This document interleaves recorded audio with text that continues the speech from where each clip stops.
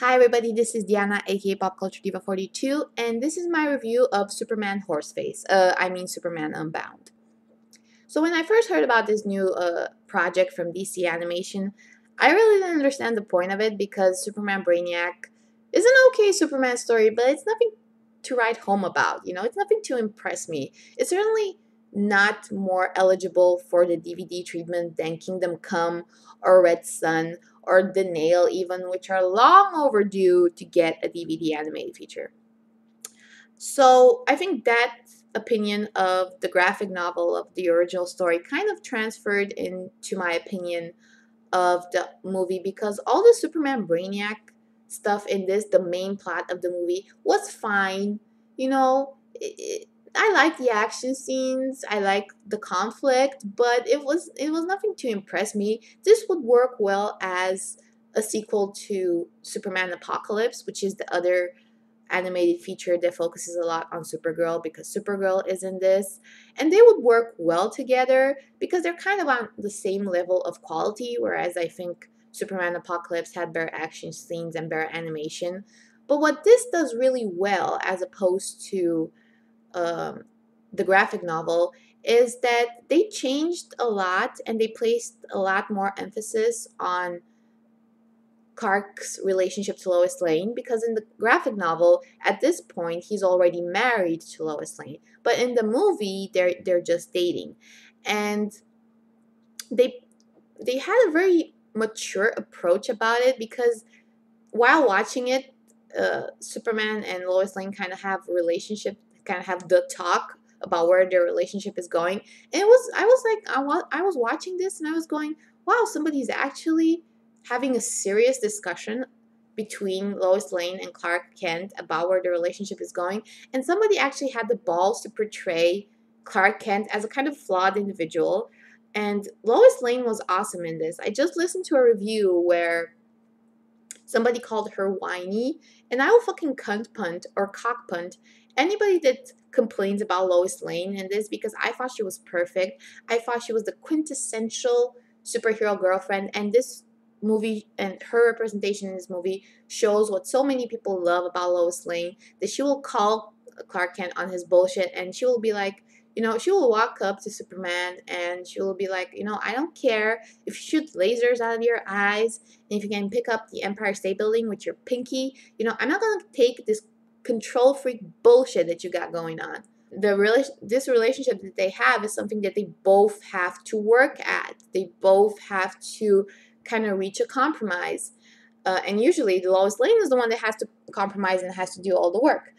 And also another sign of maturity from a personal, emotional, social point of view is that at some point Clark Kent is called gay in this, and I thought that was awesome. Like, this character at some point, Lombard, is commenting on the fact that he never talks about his girlfriend, and he obviously keeps in good shape, but doesn't do it for the ladies. So obviously he's gay. They don't spell it out like Clark Kent is gay, but they insinuate it very blatantly. And Lois Lane herself at some point tells Clark, that would be a pretty good cover. And I like that. I liked it's, like I said, it's a mature discussion, and it's the kind of thing that people would say about somebody like Clark Kent. I also like Supergirl in this, to my own surprise, because usually I do not like Supergirl. But like I said, this movie would make a good companion piece for Superman Apocalypse. What I liked about Supergirl in this is that she had a nice little character arc. I genuinely believe that in the beginning she was scared shitless of Brainiac, and then she had to work for these issues, just like Clark Kent had to work for his issues, because Clark Kent realizes that he's a control freak. And that, again, I think is something that was not in the comic book, but in this animated movie they presented it very well. What I liked about the conflict with Brainiac is that Brainiac is a control freak that wants to control and know everything, and the way that Superman defeats him is that he brings him to Earth, and and Earth being such a fucked up place to be, it just kind of short circuits Brainiac's positronic brain, or whatever the fuck it is. Because obviously being on Earth, it's pretty fucked up down here, and it's like a lot of information. It's like being on Facebook, but on a planet scale. And Brainiac obviously cannot take that shit, and that's how Superman brings him down. And then at the end, Superman's like, "Well, look, Brainiac was a control freak, and he wanted to control everything, and that look how that worked out. I might as well be a good guy and love my good woman, and just kind of give in to whatever bullshit that she's talking about." And at the end, he proposes. He proposes to Lois Lane. Yay! Way to go, Clark Kent. Put a kryptonite ring on it. The animation was fine. There were lots of influences in here. There was in some point the action scenes were really reminiscent of anime movies. In other parts, they were really reminiscent of old style DC animated universe, Bruce Timm era kind of animation in some of the fight sequences.